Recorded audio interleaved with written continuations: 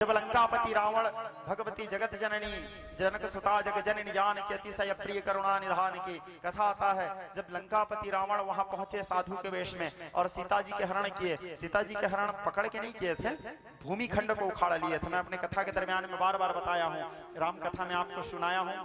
अभी तो अतरिया में राम कथा होने वाला है, वहां आपको विस्तार से सुनाऊंगा, ठीक है। मैं एक चीज अनुभव किया हूँ गुप्ता जी, आप मेरे कोई भी कार्यक्रम में इत्तेफाक से तभी पहुंचते हैं जिस दिन राम कथा होने वाला रहता है। ये भी राम जी की कृपा है ना, क्योंकि आज राम कथा है, सूर्यवंश की गाथा है। हाँ, तो रावण कैसे सीता जी के हरण किए थे? रावण सीता हरण करने से पहले विचार किए। क्या विचार किए? निकल पड़ेगी ज्वाला जग को जलाने वाली महासती सीता के तपोबल खंड से। पतिव्रता का प्रकोप पावक प्रबल होगा, प्राण न बचेगा प्रलयानल प्रचंड से। छीटी तन यहाँ की छाया भी न छुपी जा सकेगी, भैरव न भूल कर बैठना घमंड से। भूमिजा समेत भूमि खंड को उखाड़ लिया रावण प्रबल प्रचंड भुजदंड से। भूमिजा सहित भूमि खंड को उखाड़ करके रावण चले। तो जाते समय जटायु देखे सूर्यवंश की वधू जा रही है रोते बिलखते हुए आकाश मार्ग में। जटायु माता सीता को रोकने के लिए, परोपकार के लिए, जबकि उसको क्या मतलब था, रावण उसको ले जा रहे थे, लेकिन परोपकार, दूसरे को दुखी देखकर उसके दुख दूर करने के लिए, अपने सूर्यवंश के कुल वधू को बचाने के लिए, एक छत्राणी को बचाने के लिए जटायु पंख फैला करके रावण के मार्ग रोकने का प्रयत्न किया। जबकि यह संभव नहीं कि जटायु रावण का मार्ग रोक सके। रावण रावण था, लेकिन फिर भी प्रयास तो किया उसने। एक साधारण से पक्षी, उसमें क्या सामर्थ्य कि रावण जैसे बलवान, रावण के मार्ग रोकने का सामर्थ्य तो काल नहीं करता था। श्रोता समाज, काल को भी पता चलता था इस मार्ग से रावण आ रहा है, तो काल अपना रास्ता बदल देता था। वो भय, वो दबदबा था उसके अंदर। चलत दशानन डोलत अवनी, यदि वो चले तो धरती कांपता था।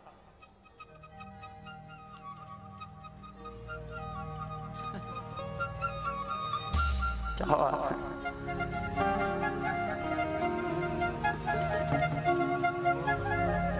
बजाओ, तुम भी बजाओ भाई, तुम्हारे साथ पूरा कर लो, बजाओ।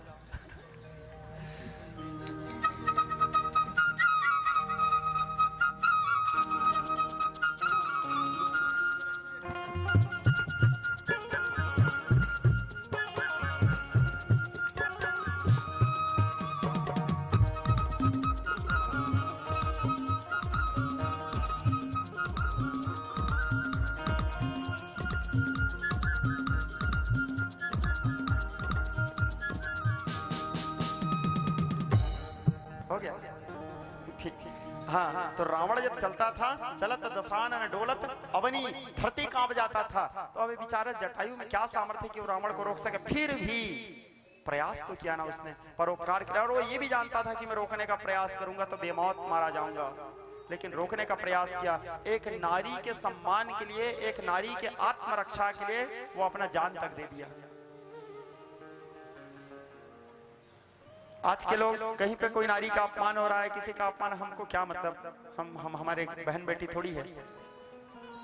आपकी बहन बेटी नहीं है, भारतवर्ष की तो नारी है, देश की तो है, देश तो हमारा है, भारती तो हमारी माँ है, भारत माता है हमारी। भारत में रहने वाला हर इंसान हमारा बंधु है। और जीवन में सोच होना चाहिए, माता पार्वती देवो पिता देवो महेश्वर, बांधवः शिव भक्तश्च स्वदेशो भुवनत्रय। सारा संसार हमारा घर, केवल हमारा स्थान है या हमारा व्यक्तिगत घर नहीं, हिमालय से लेकर के समुद्र पर्यंत संपूर्ण भारत हमारा घर है। ये भाव हमारे अंदर होना चाहिए। संपूर्ण भारत हमारा है, संपूर्ण भारत पे हमारा अधिकार है। लेकिन ये सब भाव, राष्ट्रभक्ति का भाव भी भगवत कृपा से ही प्राप्त होता है। और हमारे भक्ति का शुरुआत राष्ट्रभक्ति से होना चाहिए। जटायु रोकने का प्रयास किया, जबकि जानता था मैं नहीं रोकूंगा। रावण उसके पंख काट दिए, पंख कटा, गिरा जमीन में। अब पंख ही कट गया तो रोकेगा कैसे? गिर गया नीचे, नीचे गिर करके कराह रहा था, रो रहा था जटायु। उधर से राम जी माता सीता को खोजते हुए चले आ रहे थे। हे खगमृग हे मधुकर बैनी, तुम देखी सीता मृगनैनी। हा सीता केन नीता मम हृदय गता, रोते विलखते राम जी मानहु अति विरह अति कामी। मानो एक विरही, एक कामी के भांति राम जी रोते रोते, मानो वो कुछ नहीं जान रहे हैं, जबकि राम जी सब जान रहे हैं। जो हुआ है राम की इच्छा से हुआ है, क्योंकि राम करन चाहन सोई होई, करे अन्यथा अस नहीं कोई। बिना राम की इच्छा से तो सीता हरण भी हो नहीं सकता था। और दूसरा, आप लोग रामचरितमानस में एक चीज ध्यान दिए होंगे, माता सीता को राम जी खुद बोले हैं इस बात को, सीते तुम पावक मह करहु निवासा जब लगी करो निशाचर नासा। तुम अग्नि में निवास करो सीता, जब तक मैं निशाचरों का विनाश कर दूं। इस प्रकार विचार करके राम जी आए। अब देखे जटायु के पंख कटे हुए हैं, अति घायल दो कटे पखना, पंख कटे हुए हैं, रो रहे हैं। जटायु को भगवान अपने गीद में रखे, गोद में रखे। गीद को गोद में राखे कृपा निधि नैन सरोजन में जलवारी। गीद को अपने गोद में रखे और गोद में रख करके कहने लगे, गीधराज पक्षीराज तुम परोपकार के लिए अपना जान दे दिए। गीधराज तुम बोलो तो मैं तुमको दोबारा जिंदा कर देता हूँ, क्योंकि राम भगवान है, सर्व समर्थ है। बोलो तो मैं तुमको फिर से जीवित कर दूंगा। जटायु बोले, प्रभु ठीक है, आप मेरे को जीवित कर तो दोगे, जी भी जाऊंगा, लेकिन मरूंगा तो आज नहीं कल। आज जिंदा कर दिए तो कल मरूंगा, क्योंकि मृत्यु तो सत्य है, जो यहाँ जन्म लिया है उसको तो मरना ही है। लेकिन एक चीज है प्रभु, आज मैं मर रहा हूं तो आप मेरे सामने खड़े हो, कल जब मेरा मौत आएगा तो आप मेरे सामने रहोगे, इसका गारंटी थोड़ी है। ऐसा मौत जब मिल रहा है कि आग के सामने में नारायण खड़ा हो, ऐसे मौत तो तकदीर से मिलता है नारायण, मैं ऐसे मौत को कैसे ठुकरा सकता हूँ। तो बोले ठीक है जटायु, मैं तुमको अपना साकेत दे रहा हूँ, जाओ। लेकिन साकेत जाते समय एक चीज याद रखना जटायु, सीता हरण तात तुमा पितु सन कहे न जाय, क्योंकि मेरे पिताजी भी वही गए हैं जहां मैं तुमको भेज रहा हूं। राम जी जटायु को उस लोक प्रदान किए जिस लोक वो अपने स्वयं के पिता को दिए थे। कितने अकारण करुणा बरोड़ाले हैं। कहे जटायु, सीता हरण तात तुमा पितु सन कहे न जाय, जो मैं राम तो कुल सहिता कहूं दसान न जाय। यदि मैं राम हूं तो रावण अपने पूरे कुल के साथ जाकर के वहां अपने पापों का प्रायश्चित मेरे पिताजी के सामने करेगा। तुम मत बताना, पिताजी को दुख होगा। ठीक है जटायु, कोई बात नहीं, कुछ वरदान मांगना हो तो मांग लो, जो इच्छा हो मैं आज तुमको दे दूंगा, वरदान मांग लो जटायु। जटायु बोले कोई इच्छा नहीं है प्रभु। बोले कुछ तो होगा इच्छा। बोले नहीं, कोई इच्छा नहीं है प्रभु। अरे देख लो जटायु, फिर कह रहा हूं जो इच्छा हो वरदान मांग लो।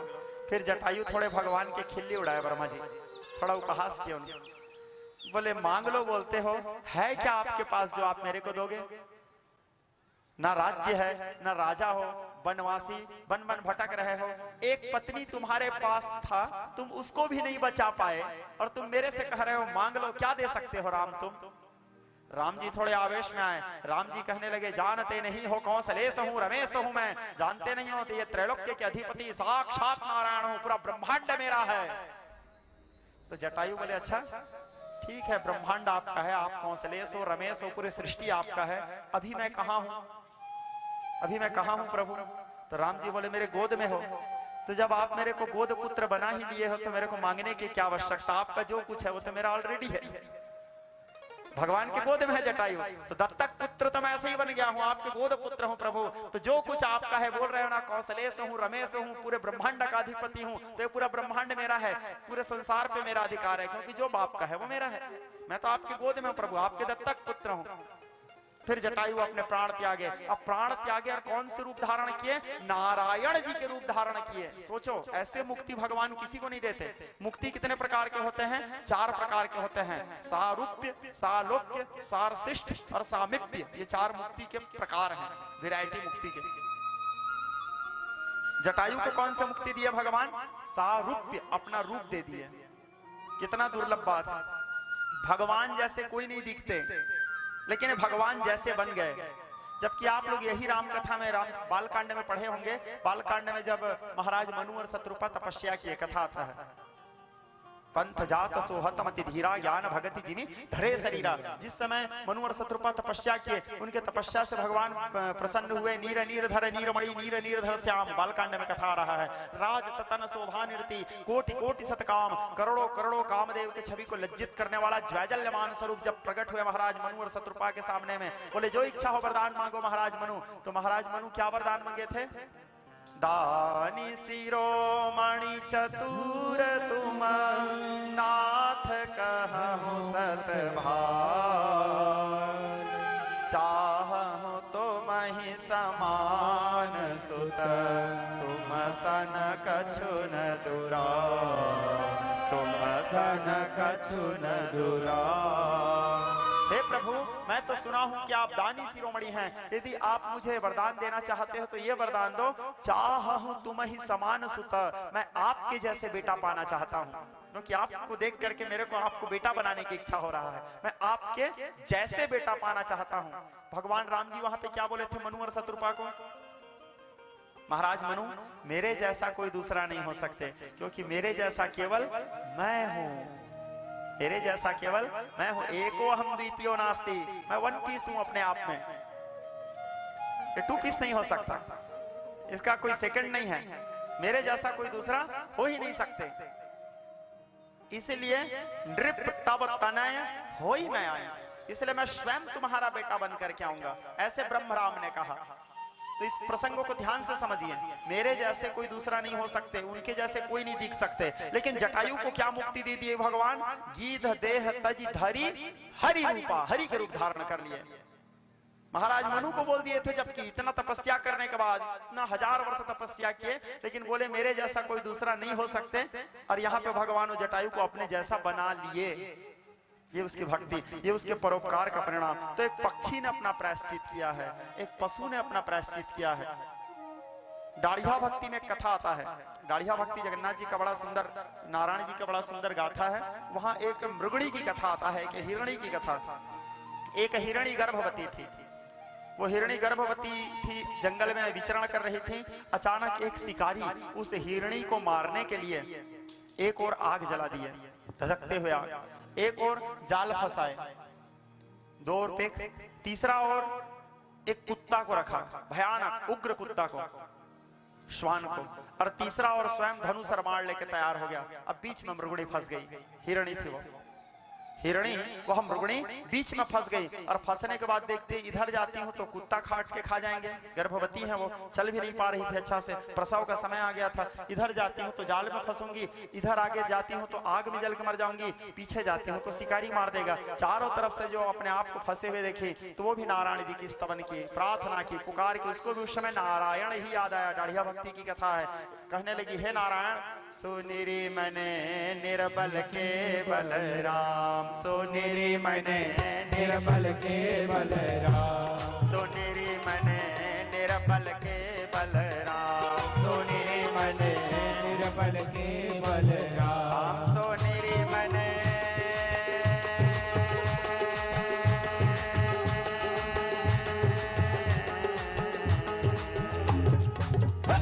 सुनिरी मैंने निर्बल के बलराम, सुनिरी मैंने निर्बल के बलराम, सुनिरी मैंने निर्बल के बलराम, सुनिरी मैंने निर्बल के बलराम। मारिए राधे, आप सभी लोग दोनों हाथ उठा के तालियों की सेवा करते हुए राधे राधे राधे राधे राधे राधे राधे राधे राधे, हरि बोल।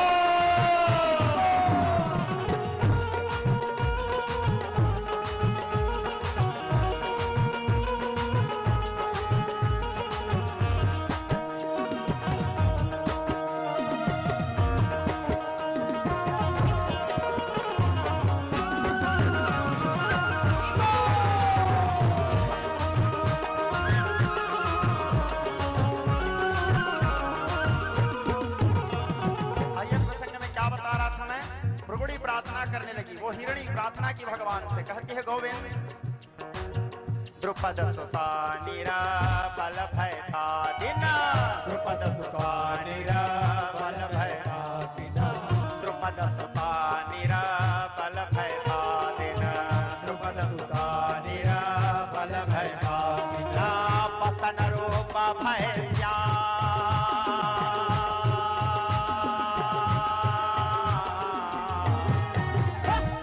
सुनिरी मैंने निर्बल के बलराम, सुनिरी मैंने निर्बल के बलराम, सुनिरी मैंने निर्बल के बलराम, सुनिरी मैंने बलराम।